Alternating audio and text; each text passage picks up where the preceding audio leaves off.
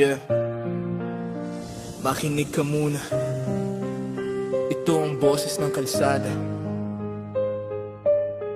boses ng batang walang kasama. Yeah. Sabi nila kami raw ang pag-asa ng bayan, pero bakit sa lansangan kami naglalaban? Di marunong magbilang, walang baon sa eskwela. Ang baon ay pagod, luha at problema. Maruming mukha, gutom sa sikmura, hawak kay lata, pangarap nagdurusa. Habang ang iba'y may sapatos na bago, kami naglalakad sa mundong magulo. Sa bawat baryang hulog sa aming palad, may kasamang sakit, may kasamang galit. Hindi namin pinili ang ganitong buhay, pero sa hirap ng mundo, dito kami napadpad. Ganito ba dapat ang kabataan? Sa kalsada lumalaki, walang tahanan. Imbis na laruan, hawak kay problema. Imbis na libro, hawak kay gutom at luha. Pakinggan mo to, awit ng kabataan. Hindi to drama, to ay katotohanan. Hindi limos ang gusto naming makuha, kundi oportunidad para umangat sa lupa. Sa stoplight nag-aabang, init man o ulan, bawat segundo may peligro sa daan, isang maling hakbang.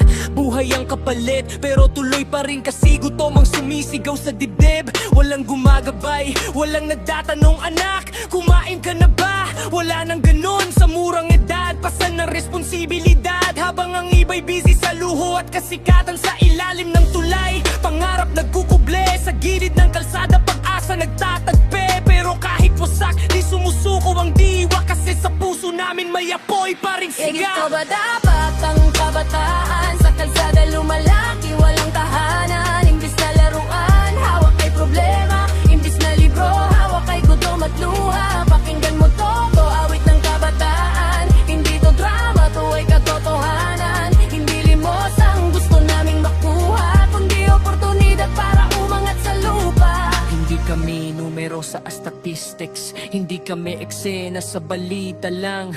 May pangalan, may pangarap, may kwento na gustong marinig ng buong mundo. Kung may puso ka, makinig ka. Kung may kapangyarihan, gamitin mo na.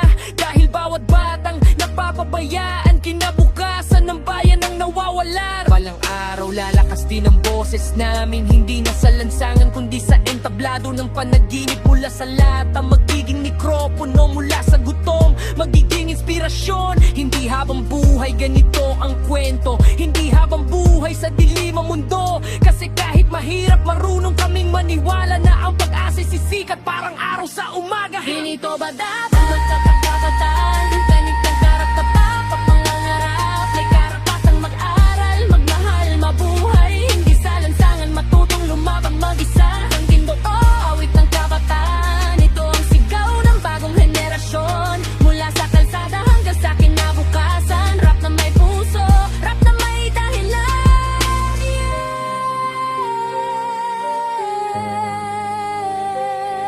Para sa lahat ng batang lumalaban, para sa lahat ng pangarap na pilit bumabangon, ito ang awat